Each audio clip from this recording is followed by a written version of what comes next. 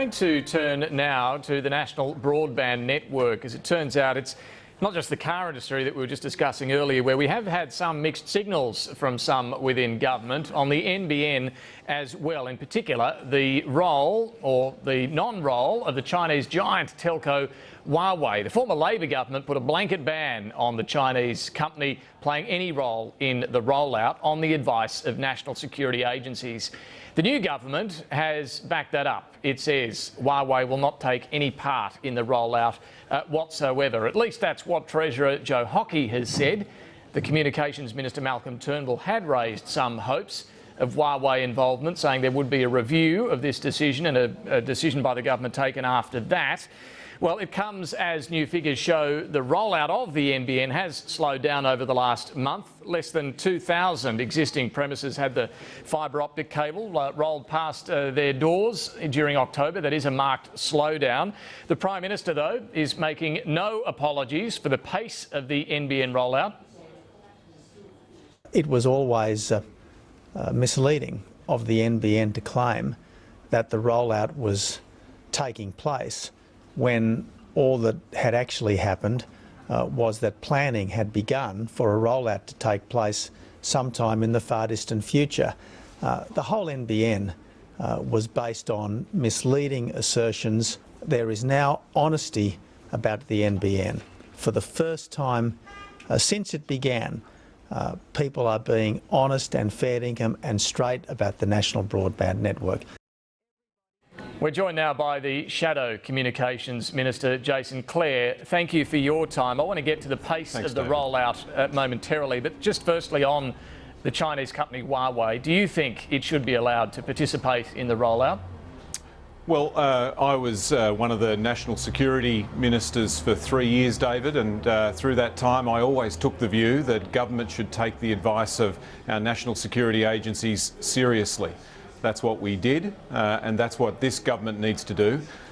My view is over the last few weeks we've seen a pretty poor start by this government. Last week Malcolm Turnbull said that they would review this decision. This week Joe Hockey's come over the top and said no, that's not going to happen, and George Brandis has said that as well. It looks pretty humiliating for Malcolm Turnbull to be rolled by Joe Hockey. And what we're seeing here, like we've seen with the car industry, are divisions emerging in the Liberal Party, in the coalition, with Malcolm Turnbull and Julie Bishop on one side and Joe Hockey and George Brandis on the other. But on the decision itself, are there aspects of the NBN that aren't security sensitive, that could in fact involve Huawei?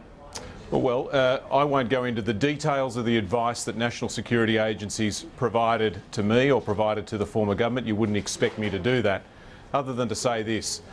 We accepted and implemented the advice of our national security agencies. That's what responsible governments do, and that's what this government should do as well.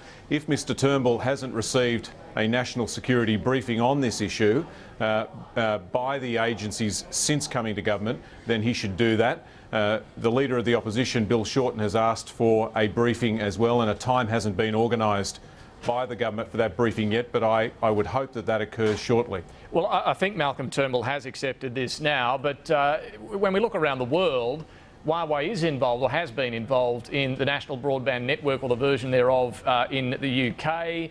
It is one of the world's largest and most successful telcos. It does look a little odd, you must accept, from the Chinese point of view, that Australia is saying no. Well, you've got to treat the advice of our national security agencies very seriously. What we're seeing here is that people like the Trade Minister, Andrew Robb, who said he thinks Huawei's got a big future in Australia, obviously sees the trade benefits of having a big company invest in Australia. But we can never let trade come ahead of our national security interests. And the strong advice, the clear advice from our national security agencies is that we adopt this approach. That's what we did as a government, and I'm glad to see that, albeit lately, after suggestions of a review of this decision, George Brandis and Joe Hockey have come over the top and said that's not going to happen. On the rollout itself, there has been a sharp slowdown in the fibre rollout. Do you accept this has largely been due to flow-on effects from the suspension that was put in place when asbestos was found in some of the pits? Well, I think what we're seeing here is review paralysis. Go back 3 months and I think you made the point that we saw 20,000 homes in existing areas passed by fibre, another 20,000 homes in August, another 20,000 homes in September, and then in the month or so since the election we've seen that drop to 2,000 homes. Companies are telling me, companies are telling the government that no new work has been issued to them since the election.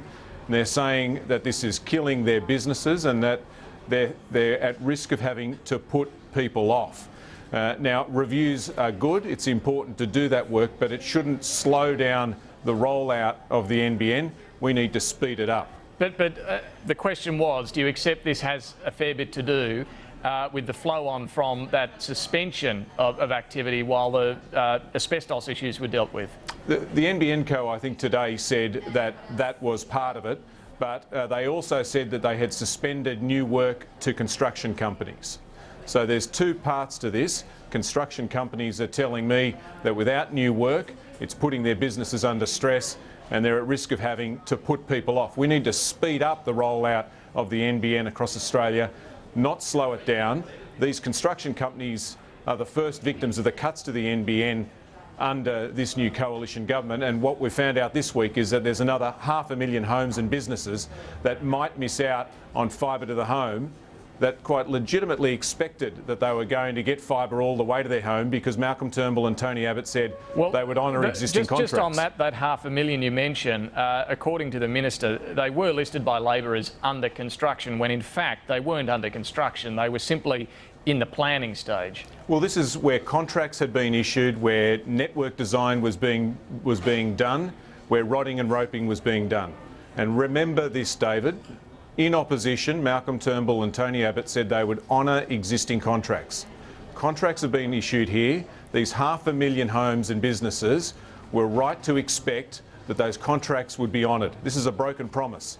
500,000 broken promises here, and Malcolm Turnbull and Tony Abbott need to make it clear whether these 500,000 homes and businesses are going to get fibre to the home or the second-rate fibre to the node that they're promising the rest of the country.